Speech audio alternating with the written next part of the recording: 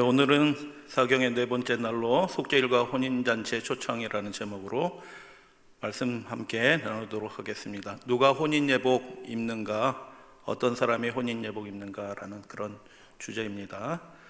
속죄일의 시기는 혼인잔치의 초청이 완료되는, 끝나는 시기입니다. 혼인잔치에 참여할 사람들의 명단이 작성되는 그 일이 마치는 시기이다라는 것을 우리는 알고 있습니다. 그리고 혼인잔치에 합당한 자로 인정받으려면 실질적인 어떤 준비가 우리의 매일의 삶에서 있어야 되는 거죠. 저절로 준비되지는 않거든요. 우리가 의지의 결단을 해야 되고 선택해야 될 문제들이 있거든요. 그래서 성령의 충만함을 받는 방법, 그리고 실질적으로 혼인예복을 우리가 입기 위한 실질적인 매일의 삶에서 우리가 해야 될 일들. 그래서 오늘 첫째 날, 둘째 날, 셋째 날은 어떤 말씀에 대한 그 기본적인 원리에 대해서 말씀드렸으면, 오늘 이후로는 이제 실천편에 관한 말씀 되겠습니다. 그 잔치에 하늘 혼인식이 지금 진행이 되고 있는데 우리 눈에는 보이지 않아요. 계시록을 통해서 새 예루살렘 성과 신랑 되신 예수님께서 하늘 혼인식을 하고 있는데, 그 일이 마쳐지는 동시에 혼인 잔치에 참여할 사람들이 결정이 돼요. 그러니까 지금은 하늘 혼인식이 거행되는 시간인데 우리 눈에는 보이지 않는 거죠. 우리 믿음의 눈으로 지금 하늘 혼인식이 진행되고 있고 그 일이 끝나면 혼인 잔치에 참여할 사람들의 명단이 확정되겠구나라는 것을 믿음의 눈으로 바라보셔야 되는 것이죠. 우리 다 같이 한번 읽어 보도록 하겠습니다. 곧 시작. 곧 그리스도와 함께 하늘 여행을 시작하게 됩니다. 준비합시다. 아멘. 우리가 이곳에서 영원히 살지 않게 되고 하늘 본향으로 우리가 이사하게 될 것입니다. 준비해야 되죠. 이 땅 여행도 즐겁습니다. 하늘 여행은 정말 놀라운 일이 될 것입니다. 경이로운 여행이 될 것입니다. 이 땅에 지금 보시는 이 사진은 1박 하는데 호텔이에요. 잠수함 호텔인데 1박 하는데 2억 6천만 원입니다. 놀라운 일들이죠. 이렇게 해서 또 하시는 분들도 계시는 것 같아요. 그러니까 이런 상품이 있겠죠.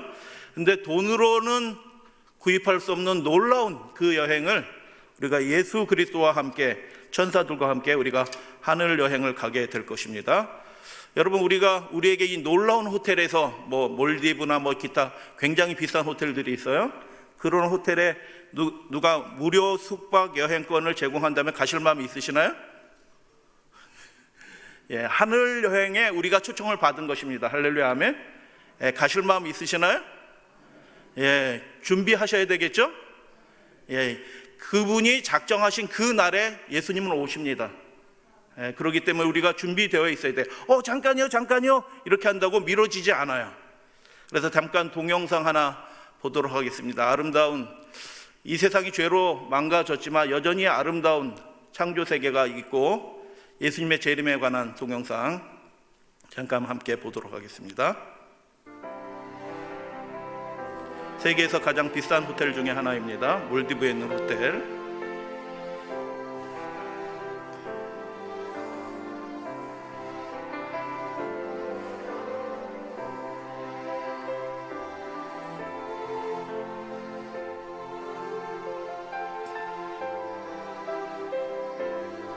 또 다른 호텔입니다. 역시 몰디브에 있는 호텔이에요.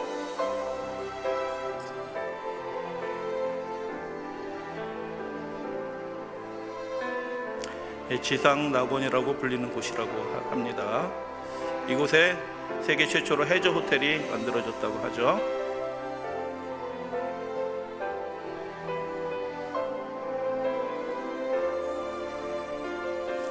(1박에) 3천만 원.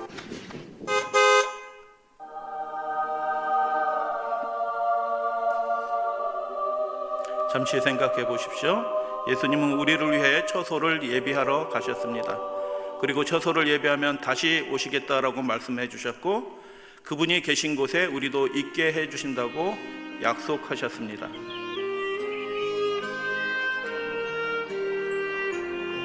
우리는 이곳을 떠나 하늘 여행을 가게 될 것입니다.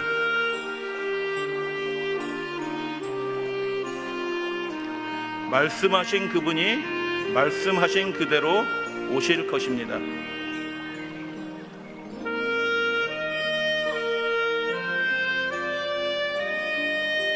우리 모두 예수님과 함께 그곳에 갑시다.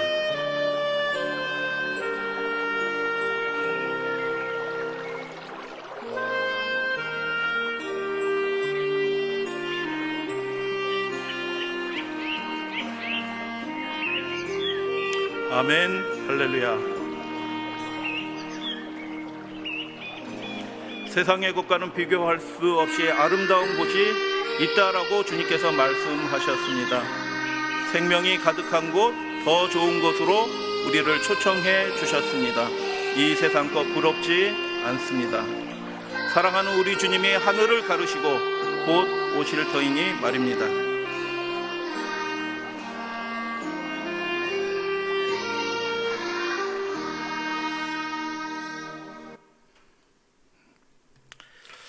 이 하늘나라의 하늘 잔치에, 하늘 여행에 초청을 받게 되었으니 축하할 일인 것입니다. 할렐루야, 아멘. 그런데 많은 그리스도인들이 스스로에게 하는 질문이 있죠. 나는 들어갈 수 있을까? 나는 그곳에 갈 수 있을까? 라는 그런 생각들을 하게 되는 거죠. 내가 지금 혼인 잔치에 그 예복을 입고 있는가? 아니면 벌거벗은 채로 있는가? 그런 거 궁금하죠. 그 질문에 대해서 예수님께서 잔치의 비유로 우리에게 이렇게 말씀하셨습니다. 뭐라고 말씀하셨냐 하면, 어떤 사람이 귀인이 큰 잔치를 베풀었다라고 얘기하고, 마태복음 평행구절은 어떤 왕이 자기 아들의 혼인 잔치를 베풀었다라고 그렇게 이야기합니다. 그런데 예수님이 뭐라고 말씀하시냐 하면 오라라고 그렇게 얘기합니다. 왜 오라고 얘기할까요? 모든 것이 다 준비되었으니 그냥 오면 된다라고 주님께서 그렇게 말씀하셨습니다. 그분이 준비하셨기 때문에 천국 잔치에 모든 사람이, 어떤 사람도 제외되지 않고, 할렐루야, 아멘. 어떤 사람은 결격 사유가 있는 게 아니에요. 모든 사람이 그분의 그 천국 잔치에 초청을 받는다라고 말씀하십니다. 오라라고 초청하십니다. 근데 모든 것이 준비되었음에도 불구하고 예수님이 직접 말씀하시는데 천국 잔치에 합당하지 못한 사람들이 있대요. 그러니까 우리가 이런 거 조심하시면 되는 거예요. 혼인 잔치의 예복을 잃어버리지 않기 위해서 조심해야 될 일들이 있는 거죠. 그것이 무엇이냐? 다 일치하여 사양하여 한 사람은 이르되 나는 밭을 샀다라고 얘기하고, 또 다른 사람은 나는 소 5겨리를 샀음에, 야, 이분은 하나님께 복을 많이 받은 분이에요. 왜요? 소 5겨리라면 트랙터 5대가 있는 거예요. 어마어마하게 넓은 땅을, 제가 계산해 보면 나오긴 하는데, 어마어마하게 넓은 땅을 가지고 있는 사람이에요. 하나님께 복을 많이 받은 사람이라. 나는 장가 들었으니 그러므로 가지 못하겠노라 라고 이야기하는데, 이런 것들은 그 잔치에 가겠다라고 이미 약속한 사람들이 하는 변명이 될 수가 없는 거예요. 그래서 천국 잔치에 합당하지 못한 것으로 간주되는 사람은 악한 사람들이 아니에요. 그 예수님이, 하나님이 아들을 통해서 우리에게 주신 그 놀라운 은혜의 초청을 이런저런 이유로 멸시하는 사람들이 그 잔치에 합당하지 않다라고 주님께서 그렇게 말씀하신 것입니다. 이런 사소한 것 가지고 그분의 잔치에 핑계를 대서 가지 못하겠다라고 말하는 그것들을 종들이 듣는 거죠. 그럼 종들의 마음은 어떨까요? 굉장히 마음이 힘든 겁니다. 부담스러운 거예요. 화도 나요. 이 사람들이 어찌 그럴 수 있을까? 그래서 다시 돌아와서 주인에게 그것을 보고하죠. 굉장히 민망한 마음으로 보고하죠. 못 오겠답니다. 이런 이유로. 그때 주인이 뭐라고 말합니까? 집주인이 노한다라고 얘기합니다. 하나님이신 분이 노합니다. 이런 사소한 것으로 하나님을 찾는 일에, 하나님과 그 언약하는 그 일에, 그 일들이 미뤄지고 포기되고 뒤로 물러가고 하는 그 일들을 주님께서, 하나님이 보실 때 그 일들을 로하신다라고 그렇게 말씀하셨고, 내가 너희에게 말하노니 전에 청하였던 그 사람들은 하나도 내 잔치를 맛보지 못하리라 라고 그렇게 말씀하십니다. 예수님의 음성이에요. 그러니까 이 잔치는 위기에 빠졌죠. 왜 위기에 빠져요? 오겠다라고 하는 사람들이 다 거절하니까 잔치가 제때 열려야 되는데 사람들이 오지 않게 되니까 위기에 빠졌죠. 어떻게 되었습니까? 우리 마태복음도 그렇고 누가복음도 그렇고 이 잔치는 연기되지가 않아요. 정확한 작정한 그 시간에 그 잔치는 열립니다. 그리고 그 자리는 가득 차게 되는 것이죠. 혼인식과 그 잔치는 연기되지 않는다라는 것입니다. 사람들의 형편에 따라서 우리 시대, 우리나라의 이 인류의 역사의 형편에 따라서 하나님이 그것을 미루시고 그렇게 하시는 분이 아니시다라는 것입니다. 하나님께서 작정하신 일에 그분께서는 그분의 일들을 다 마치시겠다라는 보장의 말씀이고 약속의 말씀이죠. 그래서 종들이 주인에게 돌아와서 그대로 고하니 노하고, 그 다음에 주인이 뭐라고 얘기하냐면 빨리 시내의 거리와 골목으로 나가서 가난한 자들과 몸 불편한 자들과 맹인들과 저는 자들을 데려오라라고. 그래서 잔치에 합당하지 않아 보이는 사람들도 다 초청을 받는 거예요. 그 다음에 자리가 또 비었으니 주인이 다시 명령합니다. 이번에는 더 멀리 나가는 거예요. 길가가 아니고 저 산울타리까지 나가라라고 얘기하면서 길과 산울타리로 나가서, 이 사람들은 어떤 사람들이에요? 공동체에서 쫓겨난 사람들이에요. 문둥병자들이에요.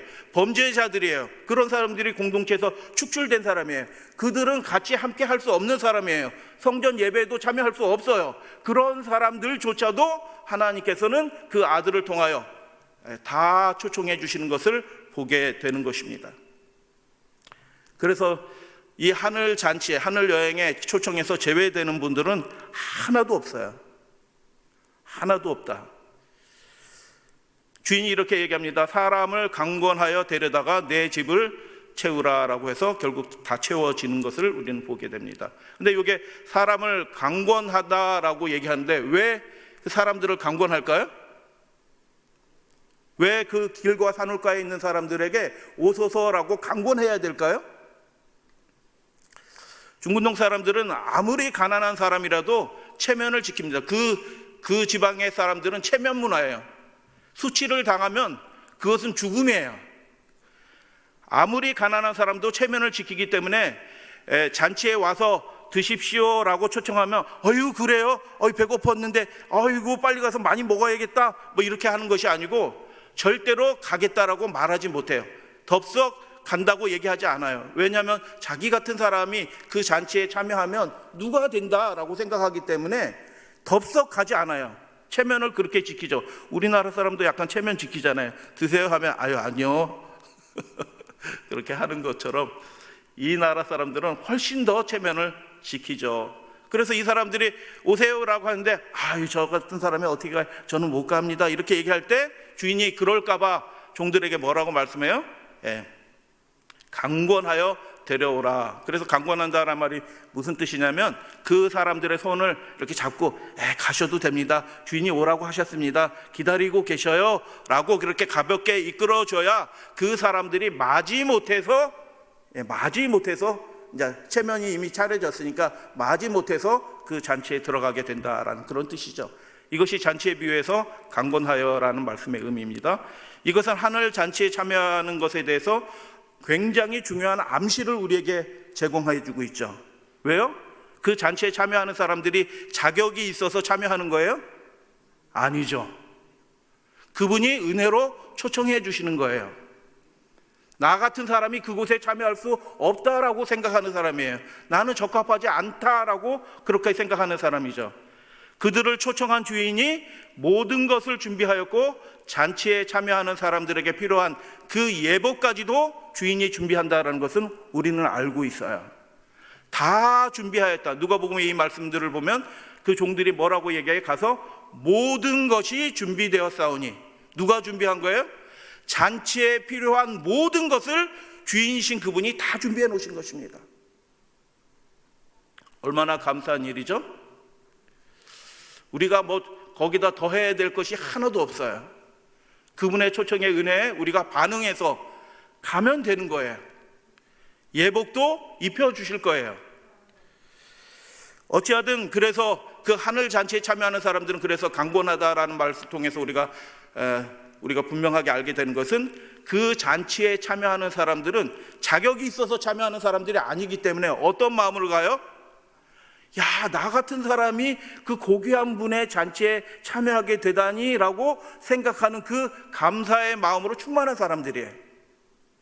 그 마음으로 예수님께, 하나님께 나오면 그 사람도 천국 잔치에 합당한 사람으로 어떻게 된다고요? 갖추게 하나님이 도와주신다라고 그렇게 얘기하는 것입니다. 그래서 길과 산울타리로 나가서 그 사람들은 스스로 오기에도 어려운 사람일 수도 있어요. 이렇게 늙고 병들고 뭐 이렇게 부정한 그 사람들. 근데 여기 흰 옷 입은 사람들이 우리는 뭐 영적으로 생각할 수 있죠. 어떤 사람들이 천사가 그 일을 도와요. 우리가 하늘 잔치에 참여하도록 천사가 그분의 초청에 임하도록 끊임없이 우리를 돕고 주의 일꾼들이, 주의 사역자들이 그 일들을 함께 돕고 있습니다. 모든 사람들이 다 초청을 받아요. 기이한 일로 성령께서 살아계십니다. 우리가 가지 못하는 곳에도 성령께서 역사하셔서 사람들이 전할 수 없는 곳에는 하나님이 직접 말씀하셔서 지금도 직통 계시로 그 사람들에게 천국 잔치에 초청을 하고 계시는 것입니다. 놀라운 일들이 실제로는 있어요. 아마존 열대우림 안에 그 한참 고립되어 있는 인류의 역사 가운데서 한 사람도 문명인이 그 안으로 들어가지 못했던 그 아주 오지의 오지 가운데서도 글자도 모르고 날짜도 모르는 사람들이 뭐 하고 있어요? 하나님이 말씀하셔가지고요, 하나님이 직접 나타나셔서 그들에게 계시해 주셔서 우리가 부르는 그 찬미를 사부로 부르고 있고요, 안식일을 지키고 있고요, 성소교례를 믿고 있고요, 돼지고기 안 먹고요. 누가 가르쳐 줬어요? 하나님이 직접 나타나셔서 그렇게. 그래서 우리 선교사가 거기 들어가 보니까 그런 사람들이 잔뜩 있는 거라. 이미 그런 일들이 세계의 도처에 있는 것입니다. 할렐루야, 아멘. 그래서 하나님이 그 천사를 보내서 일꾼들이 못 들어가면 천사들을 통해서, 아니면 하나님이 직접 그 신실한 사람들에게, 말씀에 반응할 준비가 되어 있는 사람들에게, 어떤 사람들에게? 말씀하면 네 하고 반응할 준비가 되어 있는 그 사람들에게 하나님이 지금도 말씀하고 계시는 것입니다. 모든 사람이 지금 초청을 받고 있어요. 하나님께서 마련하신 준비는 뭐 하다고요? 하나님께서 마련하신 준비는 완전하다라는 것입니다. 그분이 우리의 소망인 것입니다. 그분이 우리의 준비인 것입니다. 그분의 초청에, 부르심에 응답하여 가면 완전하게 준비된다라고 주님께서 이 비유를 통해서 말씀해 주신 것입니다. 할렐루야, 아멘.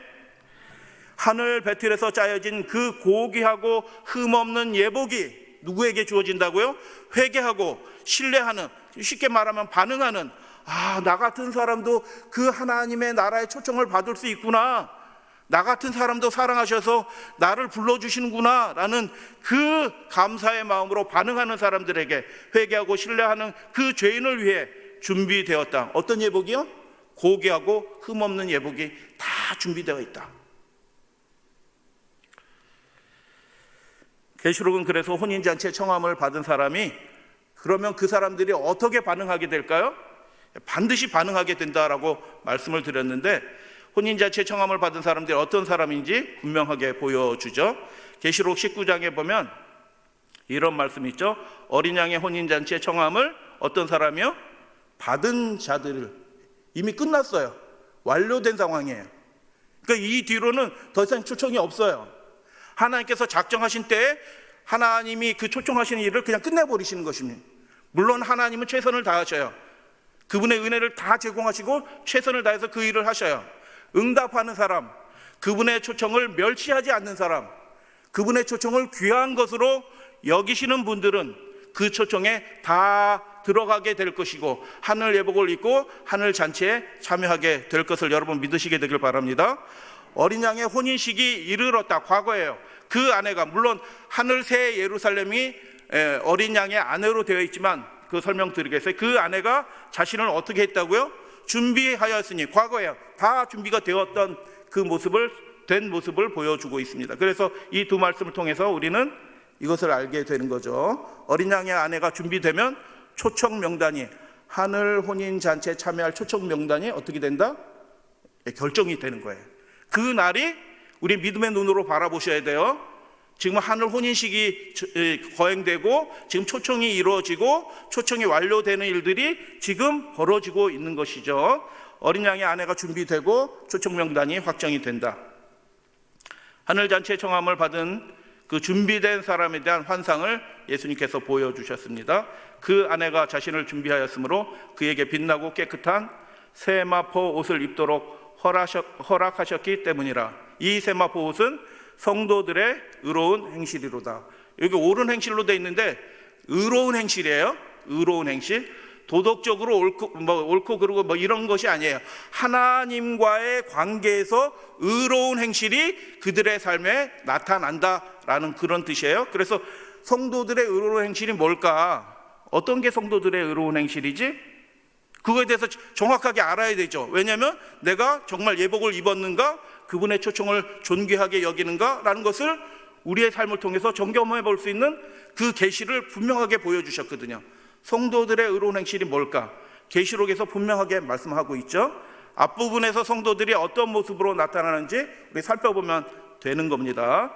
청함을 받은 그 사람들에게 나타나는 그 반응이 성도들의 의로운 행실이에요. 아, 나 같은 사람도 그렇게 해주셨구나 하고 감사함으로 그분의 의를 받아들이면서 일어나는 우리 삶 속에서 거룩한 반응이 우리들의 의가 된다라고 말씀을 드렸어요. 하나님과 관련된 어떤 행위다라고 우리는 보게 되는 거죠. 요약해서 말씀을 드립니다. 성도들의 의로운 행실은 뭐냐? 짐승과 그의 우상과 그 이름의 수에 경배하지 않는 것입니다. 우리는 경배하지 않아요. 이렇게 쉽게 얘기하려는지 몰라요? 다 죽인다라고 얘기해요. 13장에 보면. 그렇게 하지 않으면 목숨이 위태로운 상황이에요. 굉장히 도전적이고 위기의 순간이에요. 그러나 그들이 목숨의 위험을 받는데, 생계의 위협을 받는데, 그들이 목숨이 위태롭건 생계가 위태롭건 그것과 상관없이 그 짐승의 우상에게 경배하기를 거절한 것입니다. 어떻게 거절해요? 목숨 걸고 거절한 것입니다. 그래서 하늘 초청을 받아들인 사람들의 삶 속에서는 아주 분명한, 아주 선명한 현상이 나타나는데, 하나님께만 굴복하고 하나님의 명령에만 순종하는 것입니다. 경배하지 않았기 때문에 그들 가운데 어떤 사람은 옥에 갇혀요. 실제로 죽임을 당하는 사람도 생겨나는 것입니다. 이 사람들이 성도들의 의로운 행실로 드러나고 있는 것입니다. 그들이 왜 무엇 때문에 목배임을 당할까요? 하나님의 말씀을 지키고 예수 믿음을 지키기 위해서 그들이 그 희생을 감수하는 거예요. 기쁘게 희생을 감수하는 사람이 되는 것입니다. 주님을 위해서 내 삶을 드리는 것을 주저하지 않게 된다라는 그런 말씀이죠. 주의 이름을 경외하고 하나님만 두려워하기 때문에 짐승을 두려워하지 않아요. 계시록 13장에 보니까 절하는 사람들의 특징이 있네요. 어떤 사람들이 전해요? 그 짐승을 두려워하는 사람들은 짐승에게 절해요. 그러나 하나님을 경외하고 그분을 두려워하고 그분을 사랑하는 사람들은 절대로 짐승에게 절하지, 경배하지, 굴복하지 않는다라는 그런 말씀이죠. 그들은 어린 양과 함께 마지막 전쟁에 참여합니다. 계시록 14장 어린 양과 함께 그 14만 4천이 서 있잖아요. 계시록 14장 13절 그들이 수고를 그치고 쉬리니, 그들이 수고하는 자들이에요. 어떤 수고를 해요? 이 세 천사의 복음을, 특별히 셋째 천사의 복음을 전하기 위해서 수고하고 애쓰는 자들이에요. 그들이 죽음을 당하는 사람도 있을지 몰라요. 그들이 잠깐 쉬겠다라고 그렇게 말씀을 하죠. 그래서 성도들의 의로운 행실이 뭔가라는 것들을 계시록을 통해서 살펴보니까 그 사람들은 순교자의 믿음을 가진 사람들이다라는 것을 보게 돼요. 여러분, 어제 긴 말씀을 이렇게 참고 잘 들어주셔서 진심으로 감사합니다. 어제 말씀의 핵심적인 게 뭐예요? 예수님과 이 땅에 그분의 택하신 교회가 어떻게 돼 있다고요? 즉각적으로 동시사건으로 연결되어 있다. 우리가 어떤 뜻을 품으면 예수님이 즉시로 알고 즉시로 그 천사를 보내서 우리가 그 일들을 이룰 수 있도록 그분이 도와주신다라는 것을 말씀을 드렸어요. 초기 교회가 그렇게 연결된 채로 탄생했고 이 마지막 교회도 그렇게 연결된 채로 탄생한다라고 이렇게 말씀을 드렸습니다. 이건 놀라운 보장의 말씀이에요. 그래서 사도행전 9장 5절에 사울이 다메섹으로 가다가 예수님 만나죠. 그때 예수님 만나는데 예수님이 사울에게 뭐라고 얘기해요? 나는 내가 박해하는 예수라. 질문 드려요. 사울이 성도들을 박해한 거예요? 예수님을 박해한 거예요? 예수님은 하늘에 있는데 어떻게 박해하겠어요? 사울이 뭐 하늘에 올라가서 박해를 할 거예요? 다시 질문을 드려요. 사울이, 그 핍박자 사울이 예수님을 박해한 거예요? 그 그리스도인들, 성도들을 박해한 거예요? 그게 그거자. 왜냐? 우리가 말씀드렸잖아요. 사도행전 우리 1장의 말씀 통해서 그분과 그분의 백성은 어떻게 해요? 직접 연결되어 있어요. 머리가 수족을 알듯이, 우리가 그분의 지체라고 얘기하잖아요. 머리이신 그분이 수족을 알듯이 그분이 우리를 직접 아는 것입니다. 우리가 아파하면 예수님도 아파해요. 우리가 슬퍼하면 예수님도 슬퍼해요. 그래서 그 사울이 박해하는 그 성도가 곧 예수인 것입니다. 그래서 내가 나를 하나로 연결된 몸인 것입니다. 나는 내가 박해하는 예수라. 그래서 초기 교회, 예수님과 연결된, 하늘 성소와 연결된 그 교회는 어떤 교회였냐면 박해받는 교회였어요. 박해받는 걸 두려워하지 않았던 교회예요. 여러분 사도행전 기억나시나요? 그들이 박해받는 거 두려워하던가요? 죽임을 당하는 거 두려워하던가요? 두려워하지 않게 된 것입니다. 하늘 혼인잔치에 참여할 준비가 그들은 어떻게 해요? 되어 있는 것입니다. 마지막 시대의 교회도 역시 마찬가지예요. 그분과 연결된 교회예요. 이 택하신 교회는 그분과 연결되어요. 그래서 이 세마포옷은 성도들의 의로운 행실이다라고 얘기했는데 그 의로운 행실이 계시록에서 살펴보니 어떻게 해요? 그들의 순교자의 믿음을 가지고 하나님의 일들을 받은 것입니다. 그래서 그들은 박해를 받아요. 위협을 당하기도 해요. 그래서 동일한 일들이 벌어지죠. 어린 양과 그 신부는 하늘에서 혼인식을 하는데 이 땅에 있는 그분과 연결된 마지막 교회, 남은 교회, 재림교회는 어떻게 해요? 그 의로운 행실로 그분과 연결돼서 그 이 땅에 있는 성도들의 의로운 행실이 하늘 신랑의 신부인 새 예루살렘의 혼인 예복으로 입혀진다라고 그렇게 말해요. 이게 놀라운 일이에요. 우리가 이 땅에서 예수 믿음을 지키고 하나님의 계명을 지키면서 순교자의 믿음으로 어떤 선택을 하면 그 믿음의 행위가 그냥 단순히 기록되는 것이 아니라 이 환상 속에서 어떻게 그 행위가 하늘 신부에게 예복으로 이렇게 즉각 입혀지는 거예요. 뭐 저는 그런 생각도 해봅니다. 그래서 하늘 예루살렘으로 들어갈 때 그 예루살렘 성이 우리를 알아요. 이미 우리를 알고 있어요. 왜요? 우리의 의로운 행실이 거기에 입혀졌거든요. 하늘 새 예루살렘, 어린 양의 신부가 새 예루살렘 성에 말하는 거 아시나요? 물론 의인화되어 있죠. 오라라고 얘기하는 거잖아요. 누구보다 오라고 얘기해요? 성령도 오라라고 얘기하고 신부도 오라 하는도다라고 얘기했는데 누구보다 오라고 하는 거예요? 이 땅에서 박해받고 그러나 믿음을 지키고 그 혼인잔치의 초청을 귀한 것으로 여기고 멸시하지 않고 그 믿음을 지킨 그 사람들에게 오라라고 신부가 얘기해요. 우리의 믿음의 행위가 하늘 신부에게 입혀지는 것입니다. 그래서 우리가 매일 삶을 사는 동안 하나님의 뜻을 생각하고 궁구하고 우리의 삶에 최선을 다해서 하나님의 뜻을 이루어 드리시는 우리 사랑하시는 별내교회 믿음의 가족들 되어주시면 감사하겠습니다.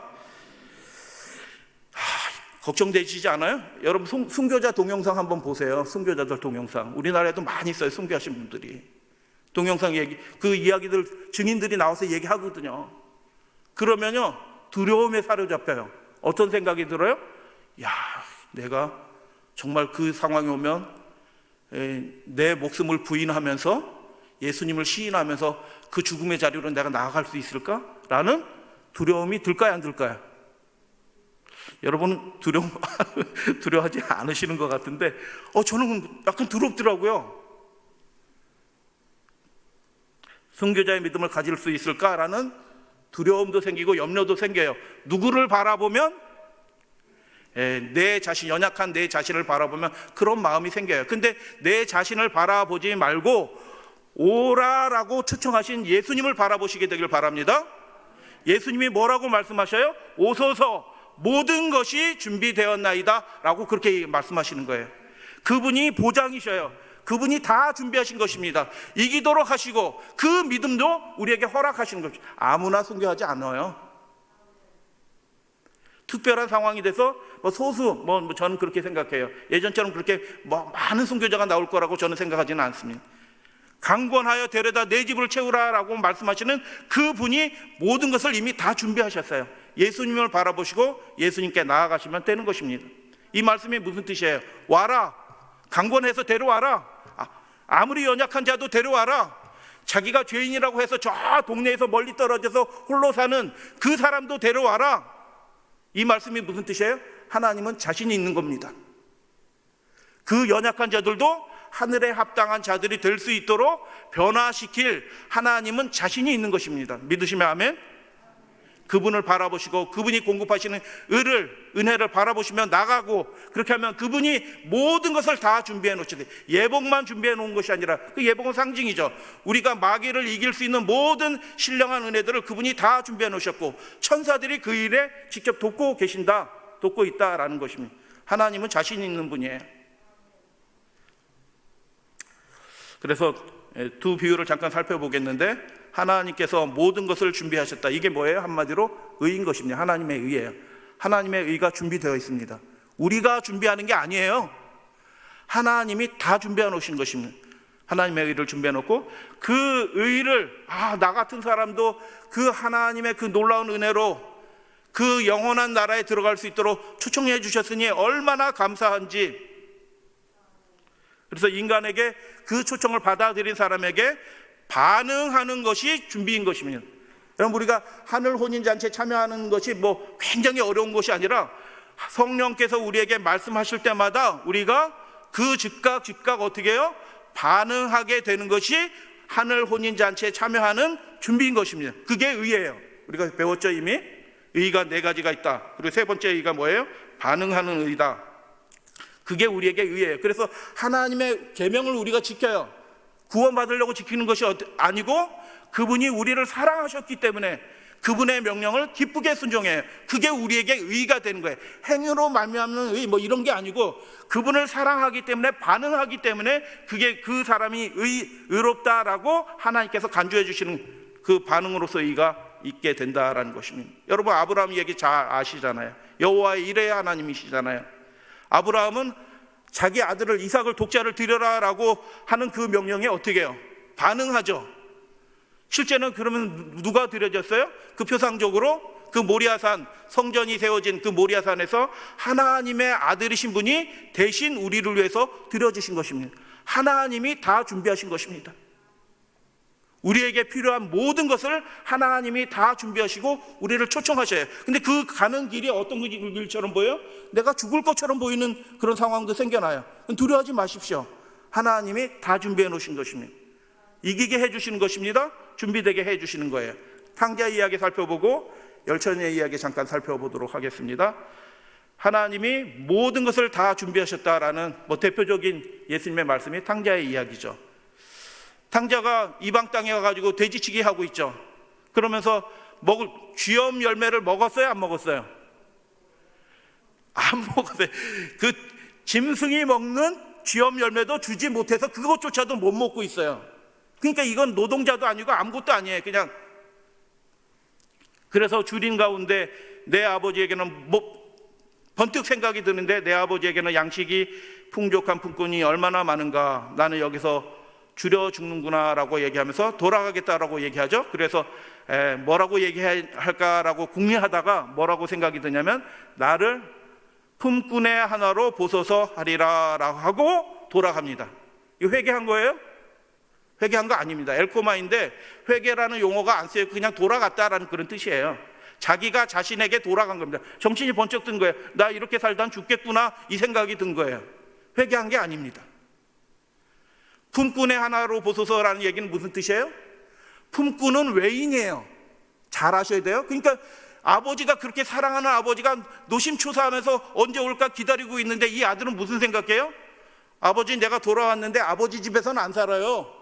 이런 뜻이에요. 아버지 집에서 안 살고 저 일자리나 주세요. 제가 벌어 먹을 거 혹시 탕진한 거 제가 다 갚을 수 있어요. 이런 뜻이에요. 그 아버지가 그 소리를 들으면 얼마나 마음이 상하겠어요. 지금도 노심초사 싸면서 기다리고 있는데, 대문 열어놓고 기다리는데 밤새도록 기다리고 있는 그 아버지에게 돌아와서 기껏 한다는 소리가 뭐예요? 아버지, 저는 여기서 살 거 아니에요. 전 밖에서 살래요. 일자리나 주세요. 이런 뜻이에요. 야, 변화될 수 있을까요? 이런 사람이요? 그런데 탕자가 변화된다는 것이죠. 어떻게 변화되냐? 아버지가 준비한 것을 통해서 변화되죠. 탕자가 아버지를 만나는 장면을 보게 되면, 이거는 자세히 설명드리지 않지만 이거는 완전히 거꾸로 됐어요. 탕자가 엎드려야 되는데 아버지가 달려나와서 입을 맞춰. 근데 결과적으로 나를 품꾼의 하나로 보소서라고 말하지 못하죠. 왜 말하지 못해요? 탕자가 야, 이거 들어가야 되냐 말아야 되냐 막 겁이 나는 거예요. 왜 겁이 나요? 동네 사람들이 자기를 보면 나와서 돌로 칠 거예요. 그게 케자자라는 의식이 있어요. 동네 그 지역의 그 땅들을 외지인에게 이렇게 팔아놓고 이렇게 해서 한 사람들은 언약이 끊어진 상태이기 때문에 동네 사람들이 나와서 그들을 직접 벌하더라도 책임질 아버지가 못 말려요. 아버지가 왜 뛰어나갔어요? 아들 살리려 뛰어나간 것입니다. 동네 사람들이 먼저 발견하기 전에 아들을 보호하고 지키기 위해서 아버지가 어떻게 해요? 중근동 사람, 이스라엘 사람들은 절대로 전쟁 외에는 뛰지 않습니다. 여러분, 비 오면 좀 뛰시죠? 그 사람들은 비 와도 안 뛰어요. 종아리가 드러나는 것은 수치스러운 일이에요. 다윗이 춤추다가 종아리 드러나가지고 자기 부인한테도 욕먹잖아요. 절대로 뛰지 않습니다. 그런데 이 노구의 아버지가 어떻게 해요? 자기가 야, 이거 동네 사람이 나보면 어떻게 할까, 알아보고 어떻게 할까 하는데, 동네 사람은 알아보지 못하고 동구 밖에서 어정어정 되고 있는데, 아버지는 그 멀리서 알아보고 어떻게 해요? 그를 향해서 달려 나오는 것입니다. 탕자가 그것을 보는 것입니다. 아버지가 나를 향해서 달려와요. 아버지가 뛰는 걸 처음 본 겁니다. 달려와서 어떻게 해요? 아버지를, 그 아들을 안고 눈물을 흘리면서 얼굴을 부비면서 입맞춤을 하는 것입니다. 그리고 종들에게 말합니다. 뭐라고 말해요? 우리 성경에 생략된 말이 있어요. 뭐가 생략이 됐어요? 빨리란 말이 부사가 생략이 됐어요. 종들은, 그러니까 아버지만 달려온 게 아니고 그 집사의 종들을 해가지고 한 1군의 무더기가 한꺼번에, 몇 명인지 잘 모르겠어요. 한 10대 명 될 거예요. 최소한 10대 명이 쫙 함께 뛰어오는 거예요. 그러니까 동네 사람들이 저 어른이 노망이 들었네. 동네 사람들이 뭐예요? 비난하는 거죠. 찌찌거리는 거죠. 근데 아버지는 괜찮아요. 왜요? 내가 욕을 당하더라도 아들을 보호할 수 있으면 그것으로 충분한 겁니다. 아버지의 사랑이 그런 것입니다. 그래서 함께 달려오는 집사에게 빨리 제일 좋은 옷 입혀라, 빨리 가락지를 끼워라, 빨리 신을 신기라, 그리고 빨리 살찐 송아지 한 마리 잡으면 몇 사람 먹어요? 동네 전체가 먹는 것입니다. 동네 전체에 화목을 선포하는 잔치를 벌이는 것입니다. 여러분, 이 장면에서 탕자가 준비한 건 뭐예요? 탕자가 아들로 다시 회복이 되잖아요. 탕자가 준비한 게 뭐예요? 마음도 준비하지 않았습니다. 왜요? 탕자는 아버지, 난 집에서 안 살아, 이렇게 얘기하려고 그러는 거거든요. 그는 마음도 돌이키지 않았어요.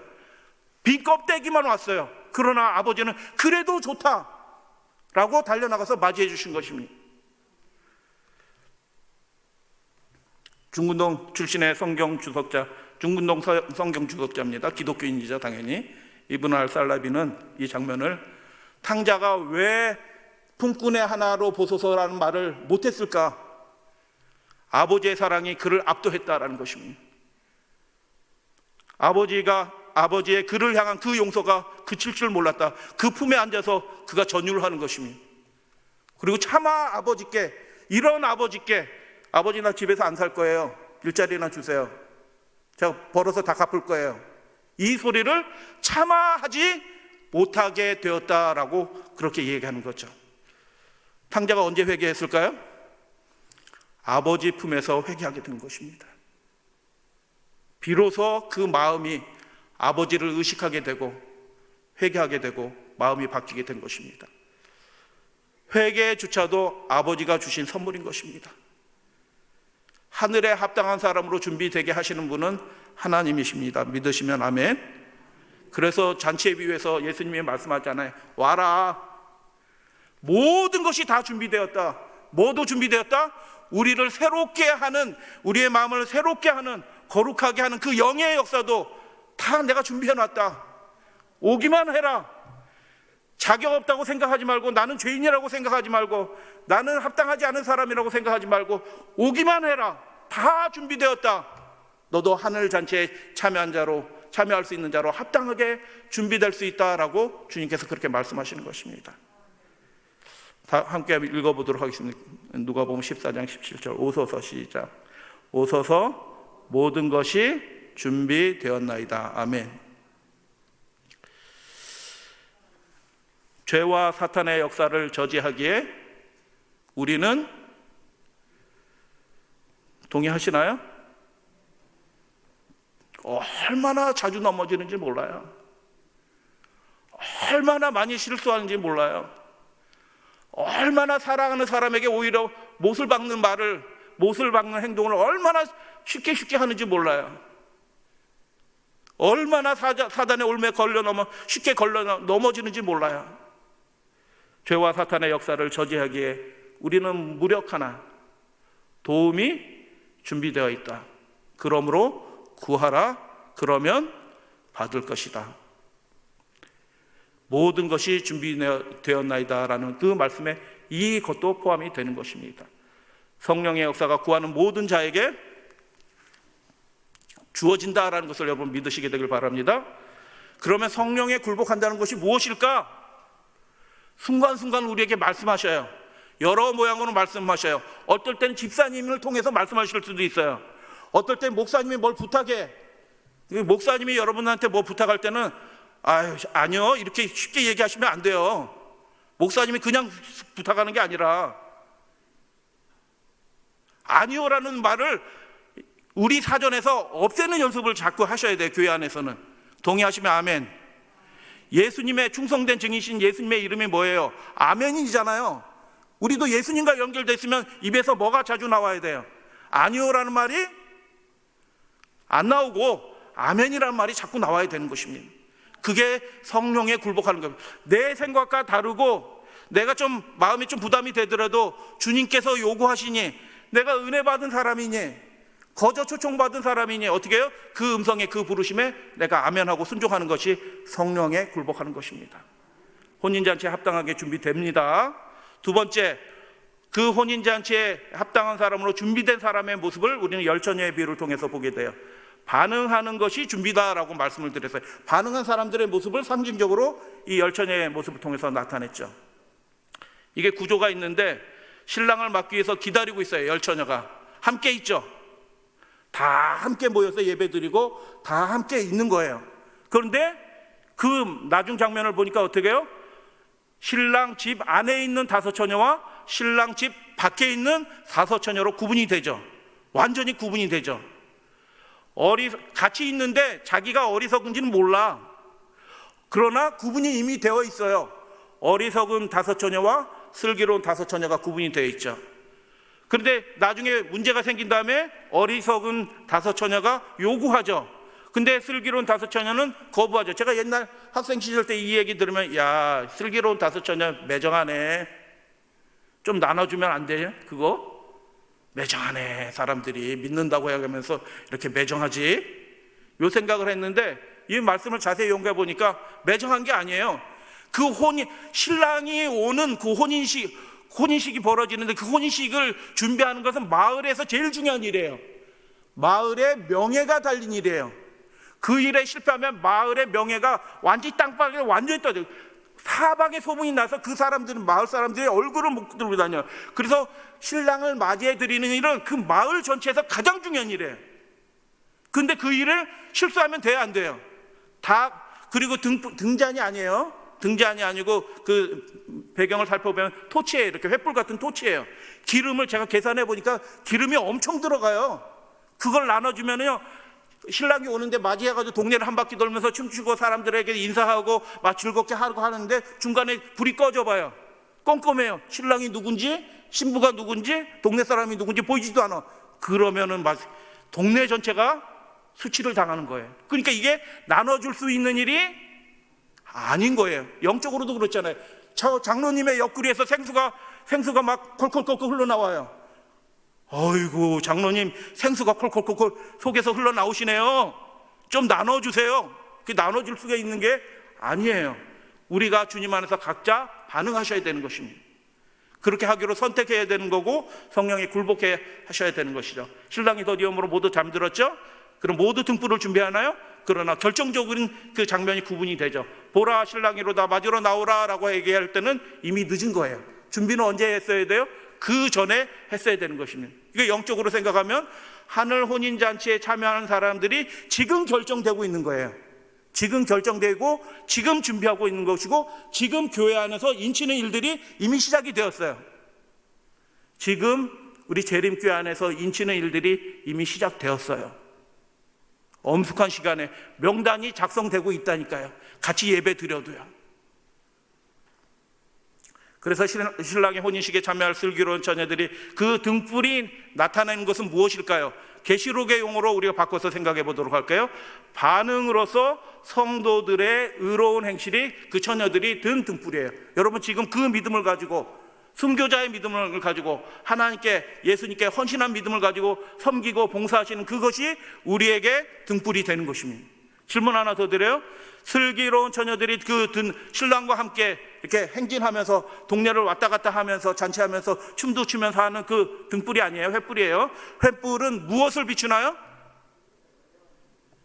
신랑이 가는 길을 비추나요? 아니요. 그 길도 당연히 비추죠. 근데 횃불이 비추는 제일 중요한 것은 뭐냐면 그 신랑과 동행하는 그 15 처녀의 얼굴을 비추는 거예요. 그래서 신랑이 자기와 동행하는 그 처녀들의 얼굴을 알아요, 몰라요? 아는 겁니다. 근데 나중에 온 처녀들은 얼굴을 알아요, 몰라요? 모르네. 당신 누굽니까? 이렇게 얘기하는 겁니다. 여러분 이게 영적으로 무슨 일이에요? 지금 하늘 혼인식이 거행되고 있는데 우리의 의로운 행실이 하늘에 옷 입혀지고 있는데 예수님이 우리가 누구인지 아신다 모른다? 우리의 이름도 알고 우리의 믿음의 선택도 알고 우리의 고민도 아시고 우리가 어떤 투쟁을 하고 있는지도 예수님이 아주 잘 아신다. 그런 의미예요. 그 횃불은 길을 비추는 것이 아니라 자신의 얼굴을 비추는 것입니다. 의로운 행실로 그 생애가 입증된다라는 그런 얘기예요. 거룩하게 하는 능력이 지금 제공이 되고 있어요. 10년 가운데 들어오고 있어요. 그때 받아들이고 반응하시면 되는 것입니다. 그것에 반응하지 않은 자들은 내 잔치를 맛볼 자격이 없는 자라라고 예수님이 끌어내는 거예요. 지금 구분이 되고 있는 거예요. 하나님의 초청을, 이 은혜로운 초청을, 자비의 초청에 우리가 반응한 사람들은 거기에 준비되면서 하늘 혼인 예복을 입고 우리가 준비된 채로 살아가지만 그것을 소홀히 하고 뭐 이런 일이 있다고 교회 빠지고 저런 일이 있다고 교회 빠지고 이런 일이 있다고 아유 저는 못해요 라고 자꾸 이렇게 얘기하다 보면 어떻게 해요? 그분의 초청을 어떻게 하는 거예요? 우리 스스로 멸시하는 거예요. 등불이 있어요, 없어요? 자기 얼굴을 비칠 등불이 전혀 없는 것입니다. 지금이 그때다라고 선지자도 그렇게 얘기합니다. 저들을 회개시키기 위해서 모든 노력이 다 동원됐다, 다 준비되었다라고 한 그 말씀이에요. 우리가 마음을 겸손하게 해서 나 같은 사람에게도 이런 은혜를 주셨는데 주님께 내 생명을 못 드리겠는가, 내 재산을 못 드리겠는가, 다 드릴 수 있다 라고 출발한 교회가 이 제7일 안식일 예수 재림교회입니다. 소수였지만, 그러니까 이 소수였는데도 강력한 성령의 역사가 일어나면서 아주 짧은 시간에 전 세계에 복음을 전하는 그런 교회로 하나님이 성장시킬 수 있는 것이에요. 그들은 진심으로 하나님 안에서 반응한 사람들이었다는 것을 보게 되는 것입니다. 첫째 부활에 참여할 사람들, 계시록 24장 4절에 보니까 첫째 부활에 참여한 사람들은 교회 다닌 사람들이네요. 그죠? 아니요, 계시록은 그렇게 말하지 않아요. 첫째 부활에 참여한 사람들은 하나님의 말씀과 그 예수님의 말씀 때문에, 예수님의 증거 때문에 목배임을 당한 사람이라고 얘기해요. 그러니까 첫째 부활에 참여한 사람들 그냥 구원 얻는다, 은혜로 구원 얻는다, 계시록은 그런 말씀을 하나도 말씀하지 않아요. 그들은 목숨을 다해, 마음을 다해, 뜻을 다해, 생명을 다해 그 부름에 감사함으로 응답한 사람들이에요. 그래서 순교도 당하는 것입니다. 그 사람들이 혼인 예복을 입게 된 사람들이다. 순교자의 믿음을 갖게 된 사람이다. 이거 또 다시 걱정되시죠? 나는 아직 그 정도는 아닌 것 같은데. 빨리 반응하셔야 됩니다. 그분의 초청을 귀하게 여기셔야 되는 것입니다. 신실함으로 우리의 삶을 입증하는 일들이 지금 맞춰지고 있어요. 복음을 위해서 수고하는 일들이 계속 주어지지 않아요. 맞춰지고 있어요. 하나님께서 이제 성령을 통해서 맞추시면 그때는 무슨 일을 하겠어요?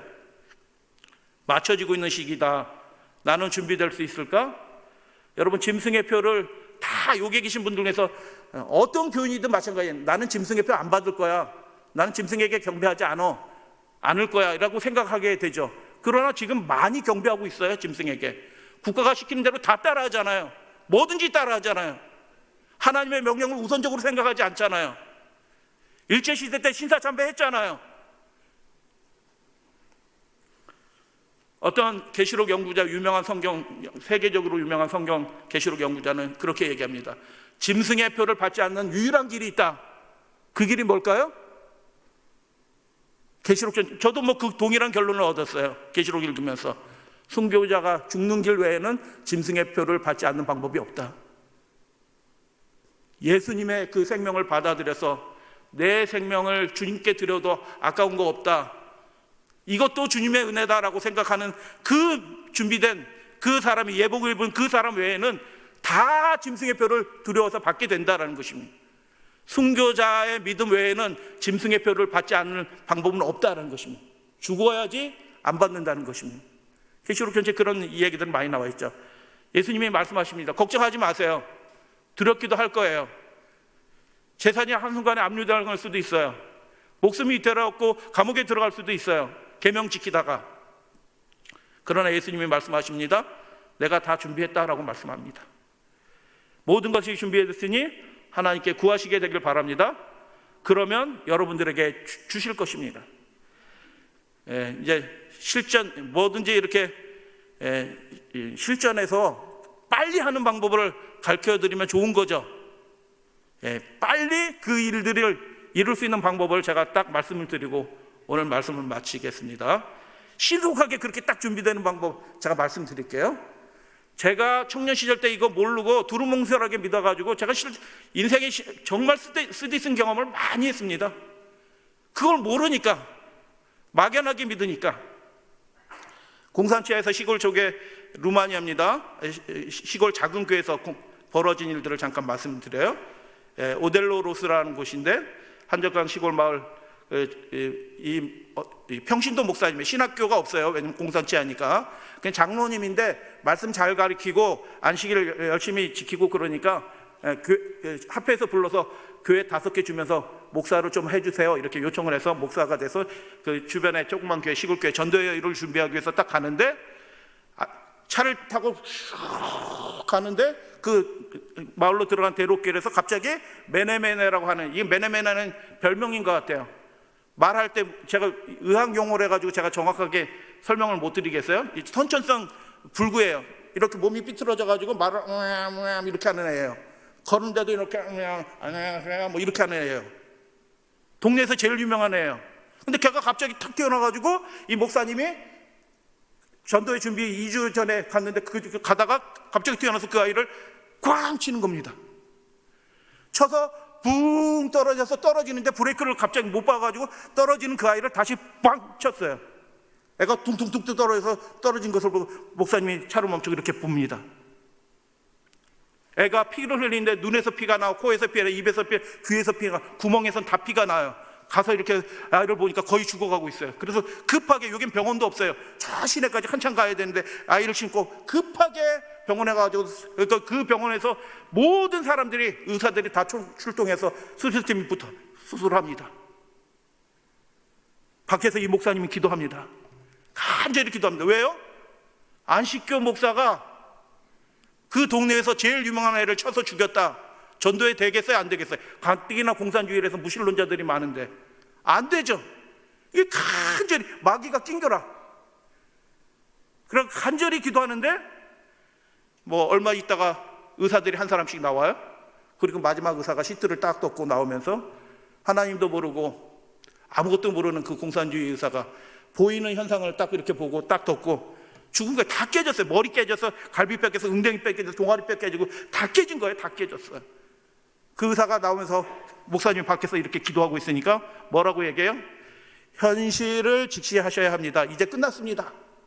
돌아가세요. 그래서 이분이 돌아와서 그 사모님하고 밤새도록 기도합니다. 죽었잖아요. 근데 기도할 일이 뭐 있어요? 뭘 위해서 기도해야 되죠? 하나님, 제가 방금 전까지 살아있는 한 젊은 사람을 죽였다는 것을 오델로로스 그 사람들이 듣고 뭐라고 할까요? 그들은 모두 내가 안식일교회 목사라는 것을 압니다. 그들이 어떻게 생각할까요? 필요하시다면 나는 기꺼이 내 생명을 그 아이와 바꿀 수 있습니다. 이미 죽었어요. 뭘 바꿔요, 바꾸기에는. 그래서 밤새도록 기도하고 아침에 거기에 병원으로 갔습니다. 병원에 딱 들어가니까 벌써 이상의 분위기가, 그 병원 의사들이 하얀 가운 옷을 입고 그 안치실 앞에 다 모여 있어가지고 웅성웅성 하니까 사람들도 지나가다가 또 뭔 일이야 또 모여서 막 한 무리의 사람들이 모여서 웅성웅성 되고, 가운을 입은 의사들은 뭐 서로 얘기하면서 뭐 종이를 들고 이렇게 보고 있고 저렇게 보고 있고 그래요. 가서 이렇게 봤더니 어디게 쳐서 이미 다 산산조각이 난 그 아이가 앉아서 밥 먹고 있어요.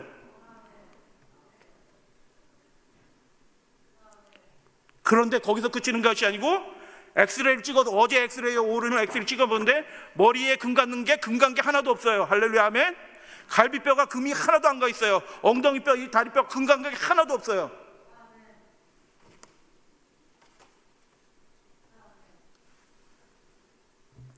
그리고 뭐 찰과성이 있으니까 그런 거 좀 치료하다가 이렇게 나오는데, 그 아이가 선천적으로 말을 이렇게 하는 애예요. 그런데 나올 때 하나님이 어떻게 역사하셨냐면, 그 온몸이 멀쩡 이렇게 걷던 애가 동네를 이렇게 시골 동네에 쫙 끼는데 동네 사람들이 다 봐. 뭐라고 봐요? 쟤 매네 지나간다. 근데 예전에 이렇게 지나가는 애인데 어떻게 해요? 딱 이렇게 그걸 하면서 안녕하세요. 예전에 안녕하세요 이렇게 하는 애인데 지금은 어떻게 해요? 안녕하세요. 그러니까요.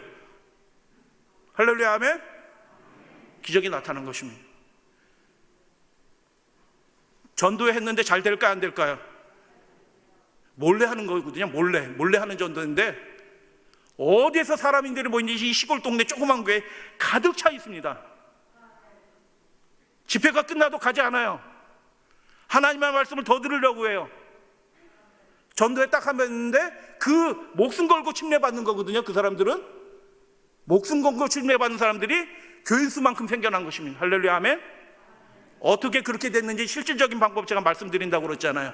말씀드릴게요. 잘 들으세요. 우리가 하늘 예복으로 완전히 갖추어 있고 하늘에 적합하게 되기 위해서 우리가 준비되어야 될 것이 하나 있는데, 그것을 그렇게 매일 실천하시면, 주님과 연결된 마음으로 매일 그렇게 성령의 인치심을 받게 되면 우리가 준비가 돼요. 빨리 준비가 됩니다.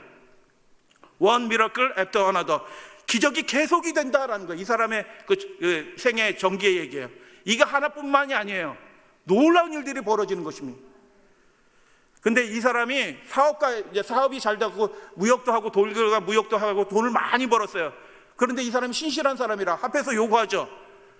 우리 장로님 교회를 좀 맡아주시면 좋겠습니다. 여러분들에게 그런 것들이 요청 오면 저는 자격 없습니다 이렇게 얘기할래요? 네 하겠어요. 이분이 합회장님이 요청하는 걸 듣고 제가 저희 집사람하고 논의하고 기도하고 결정하고 알려드리겠습니다. 근데 합회는 몰라요.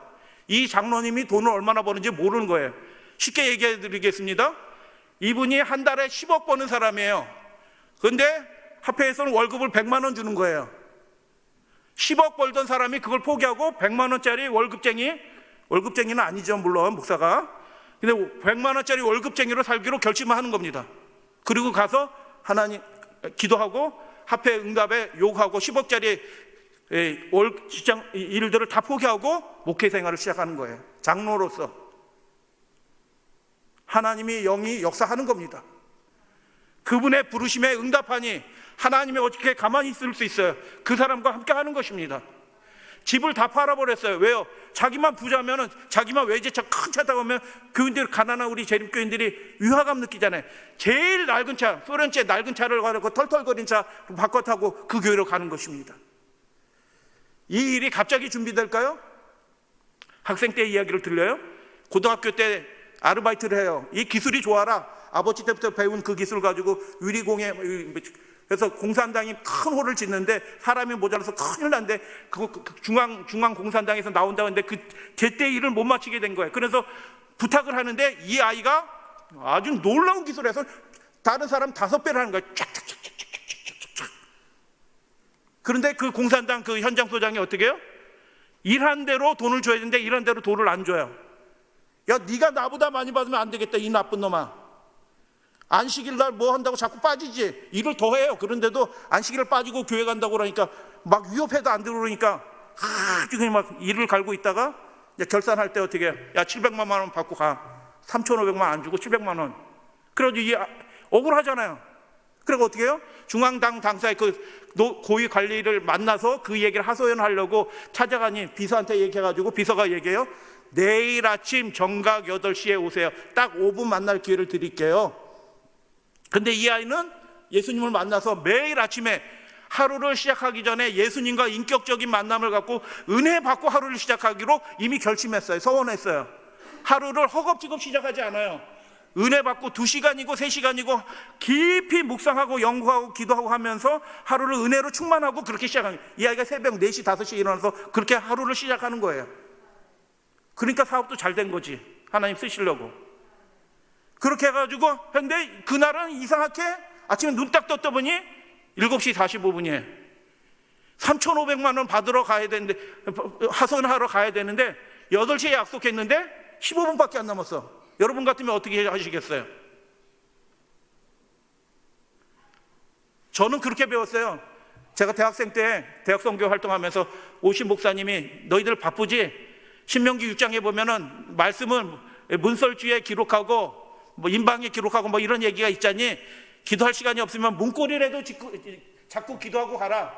제가 은혜 받았어요.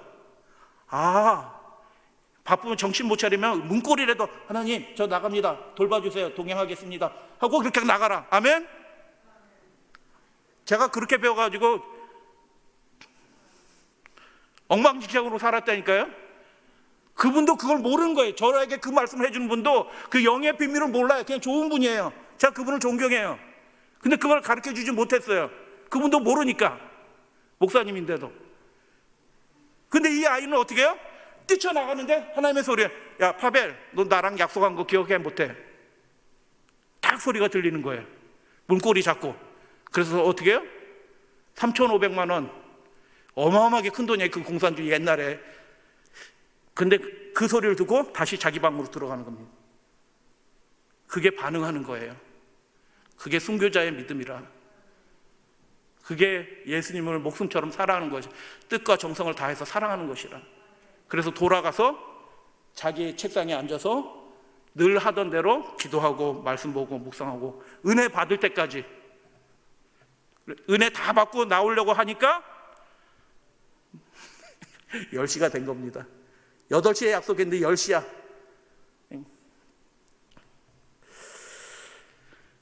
해결됐을까요? 안 됐을까요? 뭐 이런 이야기들이 계속 있는 거예요. 하나님이 신기한 방법으로 해결해 주는 것입니다. 그분의 영광이 나타납니다. 여러분, 그래서 우리가 하나님을 구하시게 되길 바랍니다. 성령을 구하시게 되길 바랍니다. 반응하는 자들에게 모든 것이 다 준비되어 있다라고 주님께서 그렇게 말씀하셨어요. 그 반응하는 게 뭐예요? 오라라고 하는 게 뭐예요? 그분의 음성을 듣고 그분의 음성에 반응한 것을 우리의 삶의 최우선으로 생각하시고 가장 중요한 일로 생각하시고.